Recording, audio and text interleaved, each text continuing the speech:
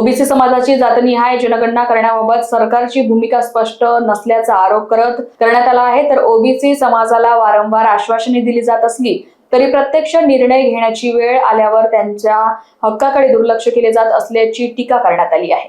आगामी जनगणनेच्या राज्यपत्रात ओबीसीसाठी स्वतंत्र कॉलम नसल्याने हा मुद्दा अधिक गंभीर झाल्याचे सांगण्यात येत आहे। तर केवळ आश्वासने नको तर ओबीसींची स्वतंत्र जातनिहाय जनगणना करावी अशी मागणी करण्यात आली आहे। तर ओबीसींच्या हक्काशी कोणतीही तडजोड स्वीकारली जाणार नसल्याचा इशारा यावेळी देण्यात आला। जनगणनेत ओबीसीची अचूक लोकसंख्या नोंदवण्याची मागणी जोर धरत आहे। नाही, मी यापुढे ज्यावेळेस हे गॅजेट प्रसिद्ध झालं त्यावेळेस ज्या होते त्यामध्ये अनुसूचित जाती आणि अनुसूचित जमाती हे तर कंपल्सरीच आहे, त्यांचं सेन्सस करणं 100% करावंच लागतो, कारण ते यांनी तुमच्या घटनेने ते बांधिलं आहे आणि तशी तरतूद आहे। आमची मागणी होती की ओबीसीची स्वतंत्र जनगणना करावी, ओबीसीची जातनिहाय जनगणना करावी, त्याची जात विचारावी आणि त्याचा कॅटेगरी विचारावी, म्हणजे तो ओबीसी कोण आहे ही संख्या कळावी यासाठी आमचा आग्रह होता, राहुलजींचा आग्रह होता।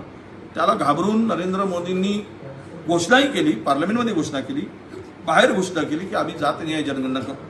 पहिल्या टप्प्यामध्ये जनगणना झाली, त्यामध्ये उल्लेख नव्हता। दुसऱ्या टप्प्याचा आता गॅजेट प्रसिद्ध झाला राजपत्र, त्यामध्ये सुद्धा उल्लेख नाही, पण नको त्या गोष्टी त्यामध्ये विचारल्या। 40 म्हणजे त्यामध्ये 40 प्रकारची माहिती या जनगणनेच्या माध्यमातून विचारल्या। याचा अर्थ असा आहे की सरकारला सगळा डेटा पाहिजे, या डेटाचा दुरुपयोग करायचा आहे, नको त्या गोष्टी करायच्या आहेत। आणि म्हणून तुम्हाला जर जनगणनाच करायची आहे तर त्यामध्ये अनेक गोष्टी ज्याचा संबंधच नाही, तो कुठे गेला होता, कुठे आला होता, कोणत्या घरात राहत होता, आहे तिथे तो आहे, हा तो राष्ट्रीय त्याचं भारतीय आहे की नाही, तो भारतातला नागरिक आहे की नाही, नागरिकत्व त्याचा काही दोष आहे का हे पाहणं।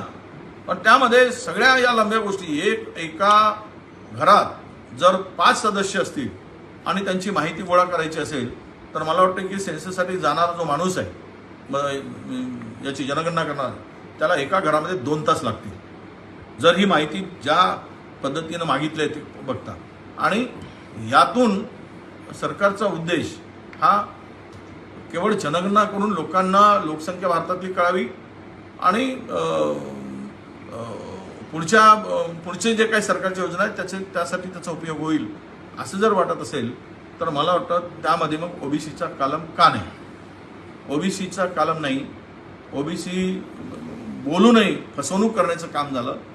यावरून एक स्पष्ट आहे की सरकारची नियत ओबीसी जनगणना करायची नाही, हे जुमला होता, जुमलेबाज सरकारचा, आणि ओबीसीची फसवणूक करायचा विळा यांनी उचलला होता, हे आता सिद्ध झालं आहे। लोकवाहिनी मीडियाकरिता रोशन बोकडे यांची रिपोर्ट, नागपूर।